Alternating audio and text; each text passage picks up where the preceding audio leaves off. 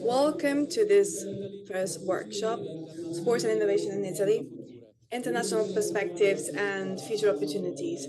We are very lucky to be here in this amazing room.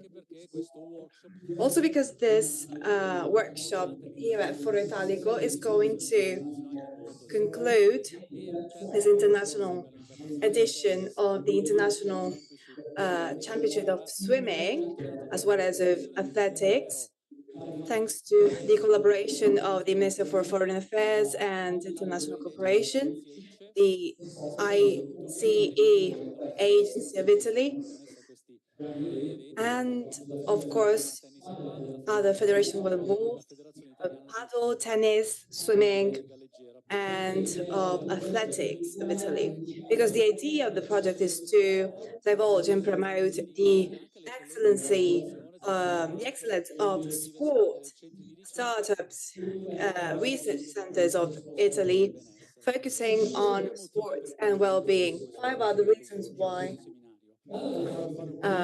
we decided to host the seminar. First of all, to take stock of the situation in Italy regarding welfare and sports by discussing with the businesses in Italy that develop solutions in Italy and internationally in this field. We also wanted to talk about how Italy has been contributing through innovation in health and prevention and sports. We also want to highlight the excellence of sports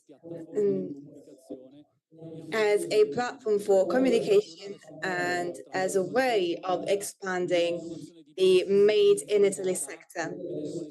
We also wanted to cross sectors and see how different actors can actually be involved.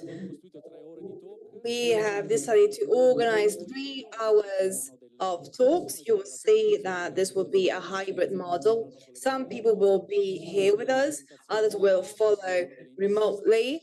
We will have panels, roundtables, presentations. I would like to thank the promoters of this initiative, the Italian Trade Agency, the Italian Ministry for Foreign Affairs, for Sports and Health, the 3 federations that I previously mentioned, and all of the guests that are here in the room and that are following us online.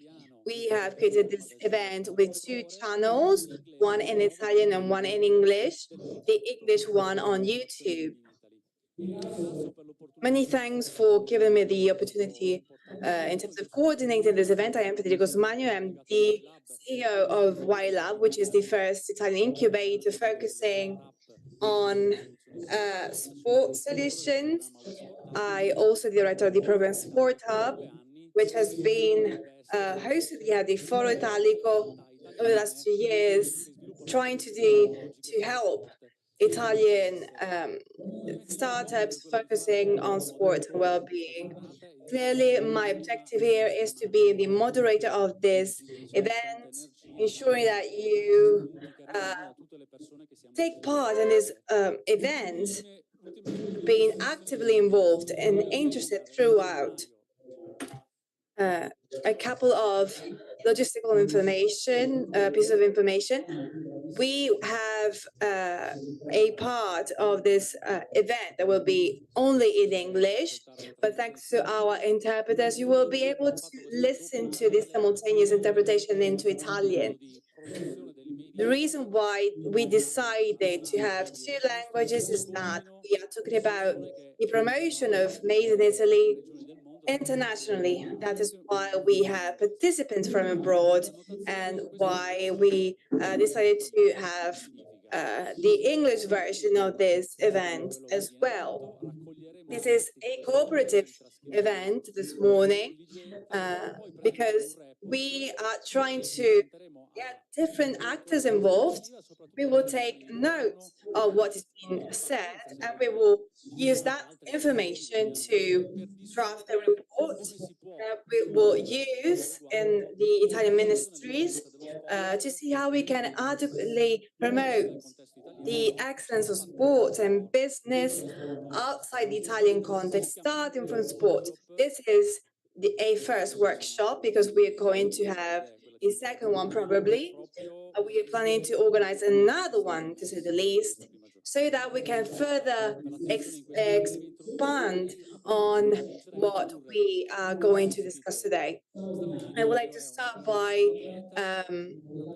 presenting an excellent guest. Is from Naples. He was an Olympic champion in Sydney. He's won 60 medals in terms of Olympic Games and European Games. But the reason why we invited him today isn't simply because of his of the awards that he's received, but also because he's open to innovation, technology. He's always trying to improve himself and the context of sports. Massimiliano Rosolino.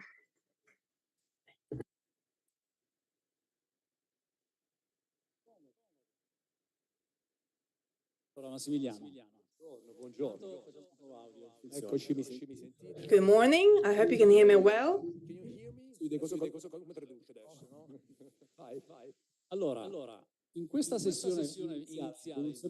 In this initial session, we would like to see what the connections are between the fact that you are a champion of sports and a champion of innovation.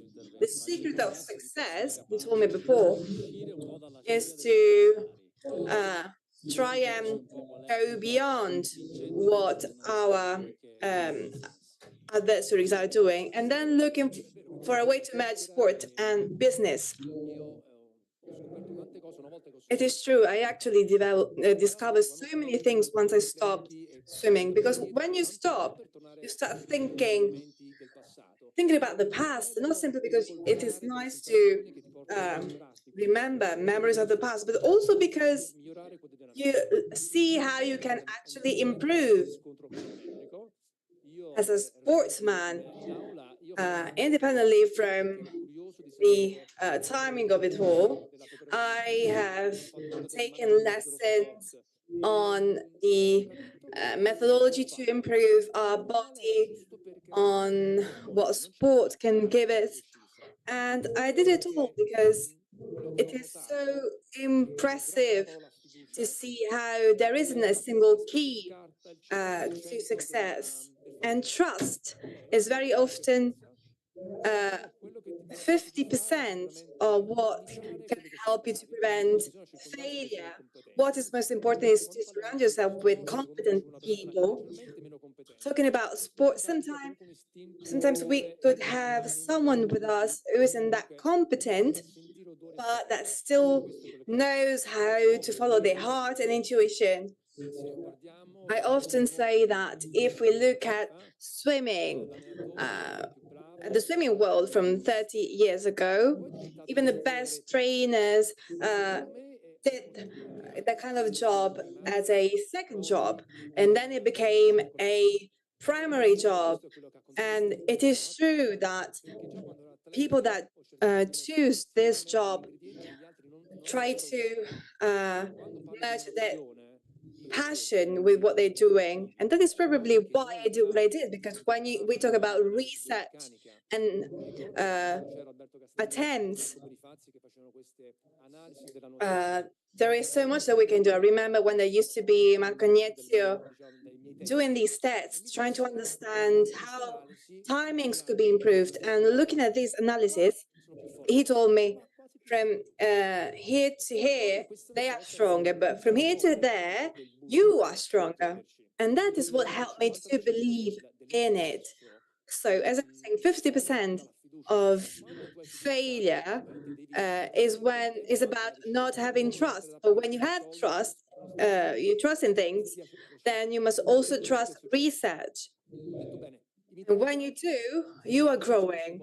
imitating the others, yes, that's positive, but when we do that, we also take into account things that happened in the past, people that won, but we forget then in that very instant when you win, it is actually due to many years of work that came beforehand.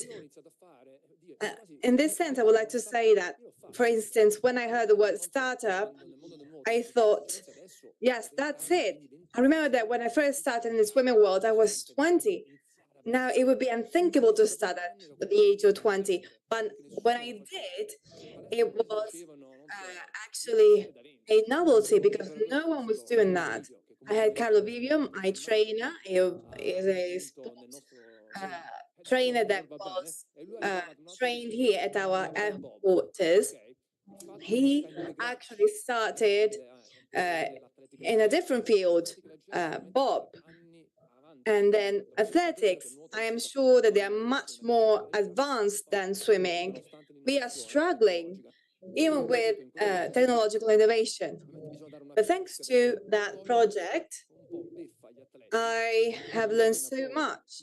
What is a problem today for athletes and business people is the need to have an immediate positive feedback and feeling defeated if there isn't immediate success. But actually, patience is what pays. True. So, what is the most significant mistake that you could tell us about? I'm actually rather proud of mistakes because when we think of words, for instance, if we think of holidays and we think of partying up, but when I think of holiday, I'm thinking of daily sport. So perhaps the mistake that I made, well, now that you ask me about it, we could go many years back. And probably the biggest mistake and maybe the greatest opportunity was when I did everything in a scientific way. I discovered science. I was so confident in that. Because let's remember, one thing is origins and another thing is experience. So I had these technicians and I had many trainers and I listened to them all, Christian Minotti and many, many more.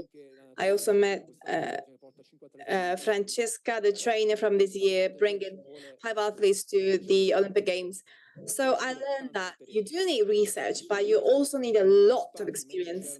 So in the audience, there were 3,000 or 4,000 people, but in Tribuna Montemario, there were 6 cameras that were recording all of the competitions so that those analyses could be carried out. We are talking about daily analysis, and that is why many athletes are so in shape, because they have the skill, they are capable of managing what they're doing. They are not alarmed if they have any issues because they know that through all sorts of analysis, they know that things can be easily managed. There are peaks and falls, clearly. If an athlete is amazing one week, the next week they probably need to rest. But with this, I do not want to be too vague. And I'm thinking of 2004 now, when I was dreaming of winning against the best swimmer, Michael Phelps, but I didn't. Let's think of startups. It tends to be very young people, those who want to create startups. But the truth is that success isn't about alibis. With startups, you can try. When you try very hard, you can have success. I also told my child today, I told her, love, what did you understand from the competitions? from yesterday. I am a great observer. Think of the finalists, Thomas Chacon, and even those who have great pedigree, they might struggle at the Olympic Games, right? Or let's think about Martina Carraro, that wasn't as successful as she hoped. But the truth is that they still tried. So when we talk about made in Italy, it means that we want to try. And when we do not want to try, it is often because we ask someone that really loves us, what do you think? But we shouldn't ask people, what do you think? We have tools today that tell us that things are possible. It isn't simply about being scared of AI, because we need to dare sometimes so that we can believe, because that's how it works. You mentioned you mentioned Made in Italy, one of the main themes of this workshop. You said that it's very hard to win against us Italians, but what can we do to improve our Italianness even further? Well, first of all, I believe that sports are still underestimated. They're not exploited enough, not optimized. We don't do sport to be in shape. I believe that we should feel good, do good, be great. So feeling in shape and good helps us think better. Before I came here, I went running, even though it was probably going to rain. And if it does rain, I will know what I'm supposed to do. So I'm thinking of the Tokyo Olympics. Italy did incredible things, and that was because in its organization, where 50% was talent and 50% was about research, because we had Jacobs running in that booth where he could be analyzed, as well as many other athletes. Well, they reached the finals, competing against the best. So when we are thinking of us Italians, I'm thinking of Romolo now. He didn't qualify. He went to the Olympics in Sydney. He went from 16 to 12. And that wasn't because he trained hard, but because he believed in it. I half blood because I'm partly Australian, half Neapolitan. Why did you win? Because you were Australian? No, but because of my Italian side. Because there's so many ingredients that I have. Because when you manage to compensate one ingredient with the other, that is how you succeed. We often look at the best performance, and if we don't achieve that, we say that we failed. But I tell all of our young two important things: the best performance and the worst performance. Just forget about them, because we need to be objective. Well, when it comes to swimming, swimming is different, but the second important thing is that we shouldn't be too enthusiastic when people tell us that we're good. At the same time, we should not feel defeated when people tell us that we've failed. What is a business person today? 50% of the times, they know that they need to be in shape. They understood that daily well-being, that they also convey to their employees and partners, is a genuine thing. When we sit at a table, we don't just talk about sport, we also talk about our passions, our hobbies. It's about thinking big, it's about daring, not being afraid of mistakes. All of the greatest ones, and I'm talking about the real best ones, the billionaires, not the millionaires, they had a problem, but they found a solution, because the winners are not those who do a perfect competition, but because those who win are aware of the fact that they need to train. I'm so fascinated with what you're saying. You mentioned the power of athletes. I've been a high-level athlete, and I learned that discipline gives you a whole series of powers such as resilience, hope, teamwork, diversity in a team, and how you can bring all of that into the business world. Perhaps we're not that aware of this.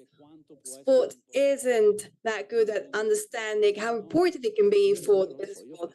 Well, if you think about it, I give speeches for businesses, but everyone calls us for that. What is most important is customization. When you would do Olympic Games, they will call you from all over the world, maybe because there used to be more money. I don't know. Normally, what they used to ask you was, tell me about success. But what we do today is you talk about change and the capability of appreciating bad days, not just the good days, because they are the ones that make the difference. I was in Sina a few days ago, and they were saying that 70% of the students that leave at university find a job in a year.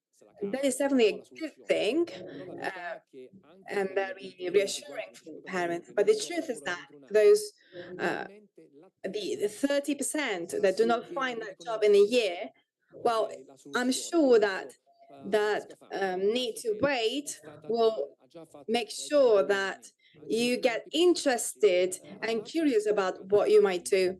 I'm thinking of the athlete that managed to qualify for the Olympic Games in Paris in May. And you would think that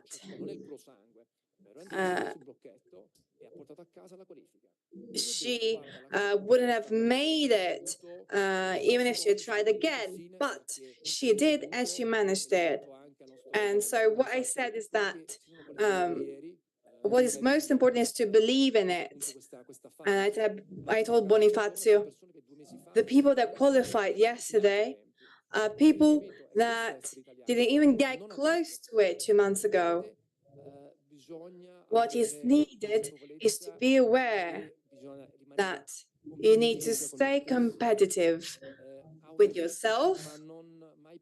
You need to be self-critical, but without being behaving like a victim. And this is so paramount for everyone, for the employees of a business. We used to believe that working from home would be so useful, but I'm not saying that working less is something I'm against, but what is really important is to strike a balance. That is true in sports, and it is true in a business. It's just that we believe today that the people that win have found a shortcut, and people that have money, it's because they were lucky. But the truth is that we need to be smart, work hard, and take care of our results. Thank you. But I would like to ask you now, how important is internationalization? Because you, as an athlete, you worked in a global context because you had to. Many businesses, and that is where we come into play, tend to limit themselves to the national borders. What would you say to startups? How important is it to have in your DNA an international perspective in business as well? Oh, it is so important. This is reality. I'll give you a basic example related to myself. A few years ago, well, I'm almost 46, so I was already over 40. Somebody asked me, what do you want to do next year? Well, I am already an adult, right? But that was an interesting question.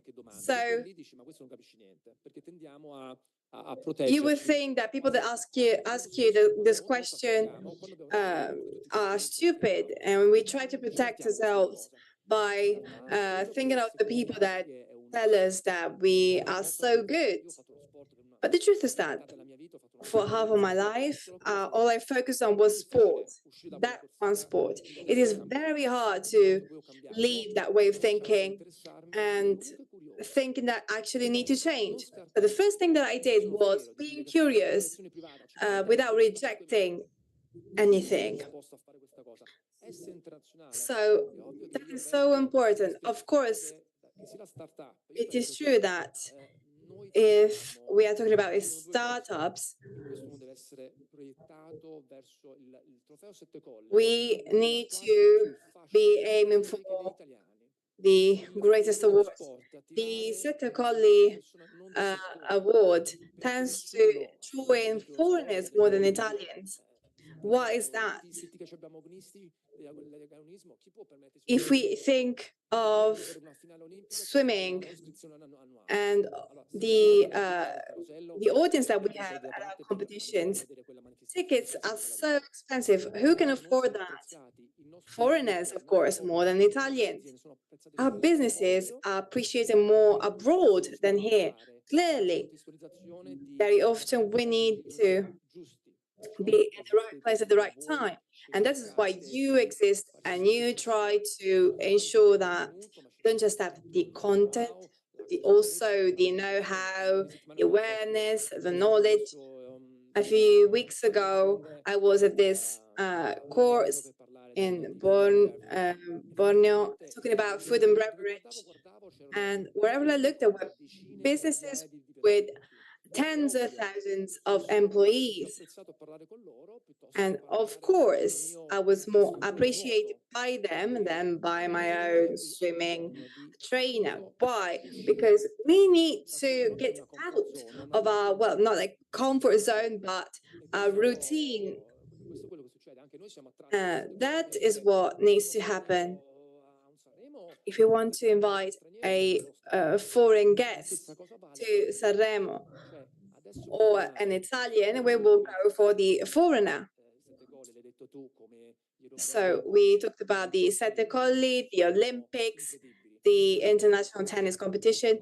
Those are incredible contexts. Many people don't even want to know how it will end or who will win. If you asked somebody, did they even play? Some people are not even aware of who won or who did it. What is most important is seeing the match. And then whoever it is that is playing, when you are there and you're watching the match, you feel like you need to do your best. That is the most important thing. Many athletes don't post about when they win, but about when they go and see the Colosseum during the international tennis competition.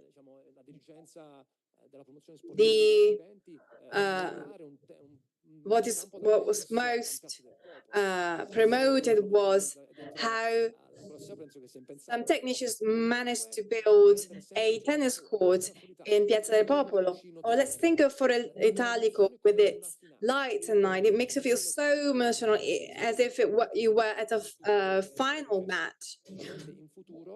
So I am sure that in the future, we can take inspiration from this. You might think that because I come from the swimming world, I wouldn't take into account football, for instance. That is not true. Football definitely did a lot of things right. As for the future of the Olympics, well, we need to understand what we can do with the Olympic Village, so that when you invest in it, we will not receive any criticism as for how you're doing what you're doing. Well, I would say that with these 30 minutes of talk, we have definitely gone back to some root topics, and I'm so grateful for you being here, and thank you for collaborating with us. Now, there isn't much that I can say about swimming, but when it comes to racing, I'm sure that we can perhaps go on a run together. Yeah, sure. As you said, innovation technology. Now, I've done 50,000 kilometers swimming, but when it comes to what I would like to do now, I would like to focus on scientific research and many other scientific analysis because I'm so fascinated by it all. Years ago, we would have thought that you don't need to be obsessed, but actually you do when you're so young. When it comes to parameters, you do need to learn to accelerate, to reach your limit, and then just like a machine, you need to learn how to slow down that tiny bit so that you can save some energy. It's all about staying awake and aware without sweating. Thank you so much. Allora passiamo al secondo momento che abbiamo chiamato keynotes perché ci saranno tre ospiti. La regia ci dia una mano anche a presentarli. We now have three speakers for discussing different scenarios. As it is an operational workshop, we need to set the context on tech innovation, on wellness. So we should take a stock of the situation. After this conversation with Massimiliano, I will leave the three speakers to do their presentation. It will be 10 minutes presentation each. Carlo De Marchis, manager who's been working for 35 years for Delta 3,